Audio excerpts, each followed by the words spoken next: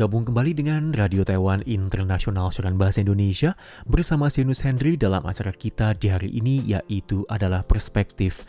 Di hari ini saya mengangkat sebuah artikel yang saya beri judul adalah Jaminan Keamanan Ukraina di Persimpangan Kritis antara Diplomasi Rapuh dan Ancaman Eksistensial. Di tengah pusaran diplomasi yang kembali dihidupkan oleh dorongan Presiden Amerika Serikat yaitu Donald Trump, masa depan keamanan Ukraina dan arsitektur stabilitas Eropa secara keseluruhan berada di titik yang sangat penting. Janji Amerika Serikat untuk memberikan jaminan keamanan yang substantif kepada Kyiv telah memicu serangkaian perundingan tingkat tinggi. Tetapi substansi dari jaminan tersebut masih menjadi sebuah enigma yang diselimuti ketidakpastian. Para analis strategi dan lembaga think tank Eropa memperingatkan dengan tegas, tanpa payung perlindungan kolektif yang sekuat keanggotaan NATO, setiap model keamanan alternatif beresiko menjadi solusi sementara yang hanya akan mengundang Rusia untuk terus menguji batas-batas kesabaran dan juga tekad negara Barat memastikan bahwa konflik akan terus membara di masa mendatang. Jantung dari negosiasi yang alot ini adalah tuntutan maksimalis dari Kremlin, yakni penyerahan kedaulatan atas seluruh wilayah timur Ukraina, khususnya Donbas sebagai prasyarat mutlak untuk perdamaian. Bagi Ukraina, tuntutan ini bukan sekedar negosiasi teritorial.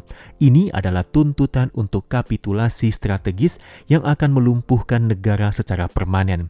Jakub Janda, yaitu seorang direktur eksekutif Pusat Kebijakan Keamanan Nilai-Nilai Eropa atau EVC di Ceko, menggarisbawahi bahwa Donbas adalah benteng pertahanan alami dan pusat industri vital Ukraina. Menyerahkannya berarti menyerahkan kemampuan negara untuk mempertahankan diri dari agresi di masa mendatang. Senada dengan hal tersebut, Tobias Lippold, seorang peneliti di lembaga think tank Sinopsis, menekankan bahwa penguasaan Donbas memberikan keuntungan yang strategis bagi Rusia.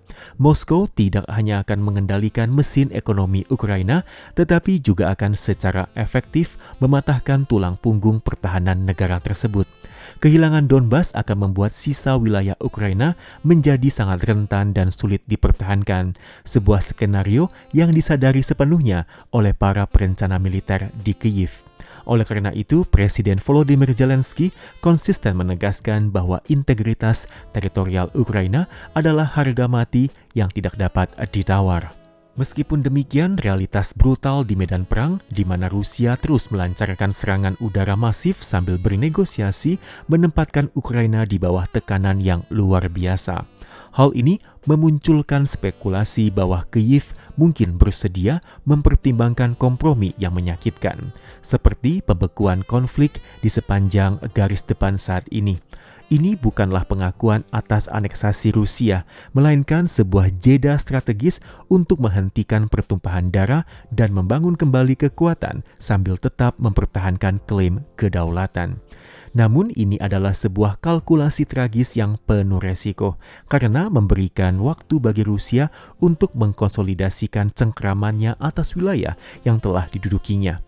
Para analis juga memperingatkan agar tidak melihat konflik ini hanya melalui lensa perebutan wilayah Donbas. Tujuan akhir Rusia menurut Lippold adalah jauh lebih ambisius.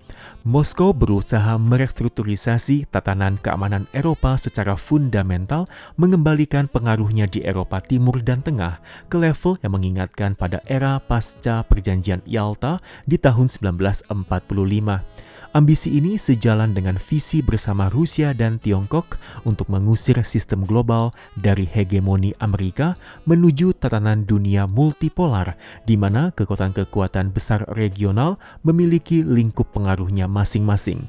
Dengan demikian, perang di Ukraina adalah garda depan dari sebuah pertarungan geopolitik yang lebih besar mengenai aturan dan norma yang akan mengatur dunia di abad ke-21.